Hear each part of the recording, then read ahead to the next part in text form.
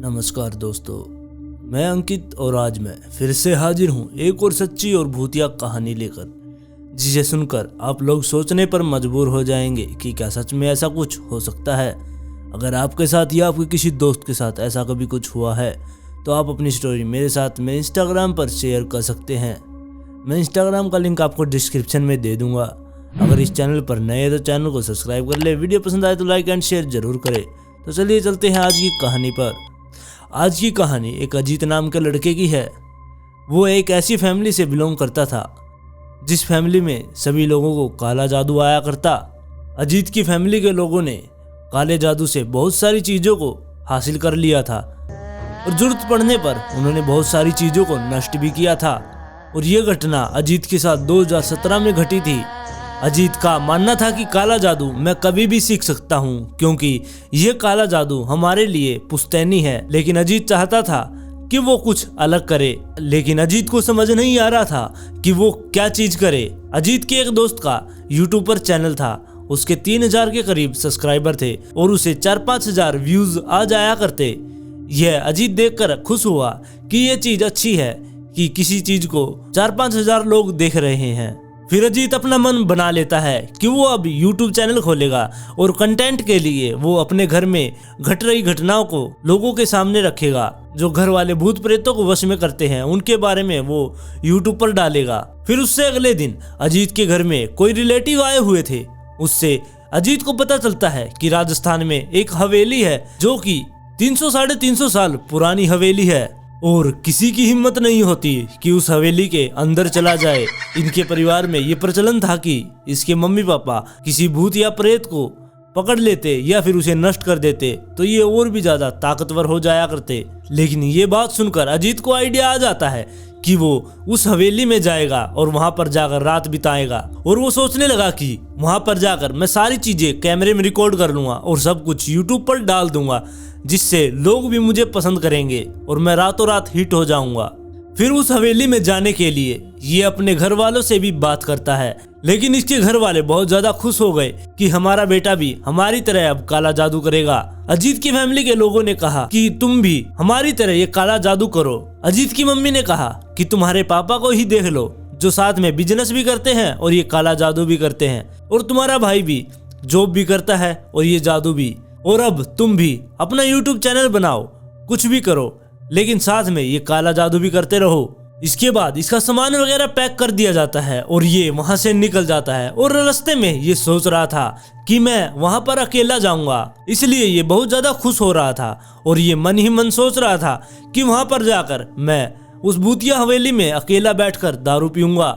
ये अपने दोस्तों के साथ ड्रिंक किया करता, इसलिए ये उस हवेली में भी ड्रिंक करना चाहता था। लेकिन यहाँ पर ये गलत सोच रहा था क्योंकि ऐसी कोई भी भूतिया जगह हो तो वहाँ पर ड्रिंक वगैरह नहीं करनी चाहिए, क्योंकि वहाँ पर कोई भी बुरी आत्मा होती है वो इस चीज से बहुत ज्यादा अग्रेसिव हो जाती है। फिर ये रास्ते से ड्रिंक वगैरह खरीद कर उस हवेली तक पहुंच जाता है और उस हवेली में जैसे ही ये कदम रखने वाला था किसी ने उसका पीछे से हाथ पकड़ लिया और उसे पीछे खींच लिया। इसने पीछे मुड़कर देखा तो एक 40-45 साल का एक व्यक्ति खड़ा था, जिसने कहा कि तुम कहाँ जा रहे हो। अजीत ने जवाब देने की बजाय इसी से पूछा कि तुम कौन हो। तब उसने बताया कि मैं यहाँ पर चौकीदार हूँ, मैं इस हवेली की साफ सफाई करने के लिए यहाँ पर आता हूँ। और उसने बताया कि यह हवेली भूतिया है, तुम यहाँ पर मत जाओ। लेकिन अजीत ने उससे कहा कि अगर ये भूतिया हवेली है तो तुम इसके अंदर सफाई कैसे करते हो। उसने बताया कि मैं दिन में यहाँ पर सफाई करने आता हूँ, लेकिन रात में नहीं। दिन में यहाँ पर कुछ भी नहीं होता, इसलिए मैं दिन में सफाई करता हूँ और रात में ये जगह भूतिया है। उस टाइम शाम के 5 बजे हुए थे। उसने अजीत से कहा कि तुम अंदर मत जाना, क्योंकि शाम के 5 बजे के बाद जब थोड़ा थोड़ा अंधेरा होने लगता है तब इस हवेली में आत्माएं भटकने लगती हैं। यह बात सुनकर अजीत बहुत ज्यादा खुश हो जाता है। उसे खुश देखकर जिस बंदे ने अजीत को रोका था उसने अपना नाम अर्जुन बताया था। अर्जुन ने कहा कि तुम इतने ज्यादा खुश क्यों हो, लोग तो भूतों की जगह का नाम सुनकर बहुत ज्यादा डर जाते हैं, लेकिन तुम इतने ज्यादा खुश क्यों हो। फिर अजीत ने अर्जुन को 10,000 रुपए दिए और उससे कहा कि अब तुम यहाँ सुबह ही आना और किसी को मत बताना कि मैं इस हवेली के अंदर हूँ, और सुबह आके तुम यहाँ पर जो भी करना है, यहाँ पर सफाई या ताला वगैरह मारना है, वो तुम सुबह आके करना। अब यहाँ से चले जाओ। फिर अर्जुन वहाँ से चला जाता है। इसके बाद अजीत हवेली में प्रवेश कर जाता है और हवेली में जाने के बाद वो इंतजार करने लगता है कि कब रात हो और उसे यहाँ पर कुछ दिखाई दे। थोड़ी देर बाद रात हो जाती है और ये अपना कैमरा निकाल कर वहाँ पर हवेली में चारों तरफ घूमने लगता है कि कुछ ना कुछ रिकॉर्ड करे।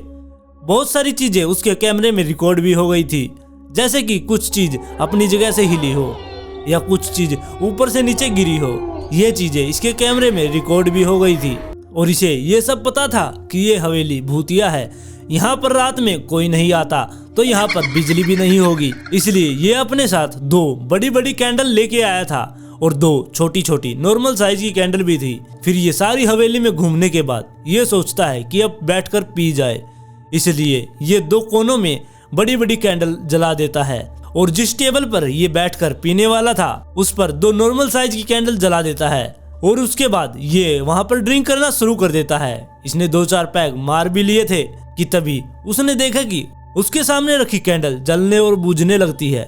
यह देखकर वो सोचने लगता है कि ये एक ही कैंडल ऐसे जल और बुझ क्यों रही है। इसके साथ में रखी हुई कैंडल बिल्कुल भी नहीं हिल रही और सामने दोनों कैंडल भी ठीक रखी है।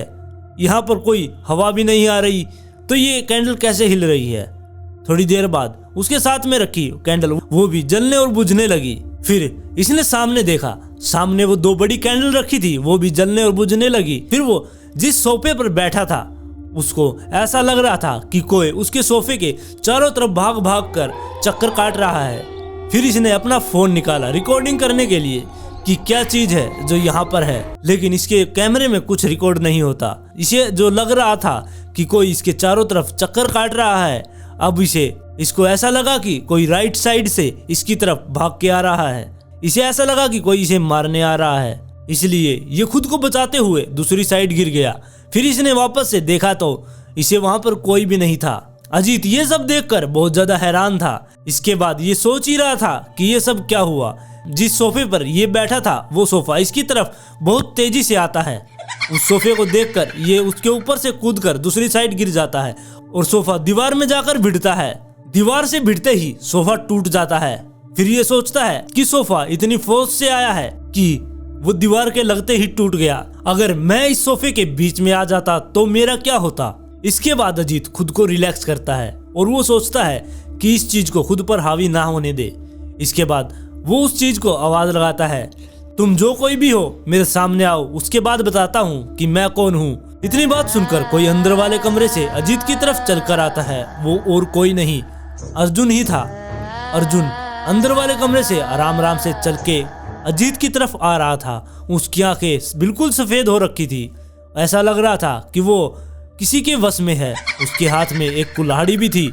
अर्जुन उसकी तरफ बढ़ ही रहा था कि तभी अजीत उसे रोक देता है और अजीत उससे पूछता है कि तुम मुझे क्यों मारना चाहते हो।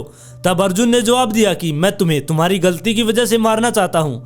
अजीत ने पूछा कि मेरी कौन सी गलती है। तब अर्जुन ने जवाब दिया कि तुमने इस हवेली में प्रवेश करके बहुत बड़ी गलती की है। तब उस अर्जुन के अंदर की आत्मा ने अजीत को बताया कि मैं भी यहाँ पर बहुत ज्यादा अपने परिवार के साथ खुश रहा करता, लेकिन इस हवेली के मालिक ने मुझे मारकर इस हवेली के एक कोने में दफना दिया। उस दिन के बाद मैं इस हवेली में भटक रहा हूँ और यहाँ पर किसी को भी रहने नहीं देता और कोई भी यहाँ पर रह नहीं सकता। यह बात बोलकर अर्जुन अजीत की तरफ बढ़ा, लेकिन अजीत ने तभी अपनी राइट पॉकेट में हाथ डालकर कुछ सफेद पाउडर सा उस अर्जुन की तरफ फेंक दिया।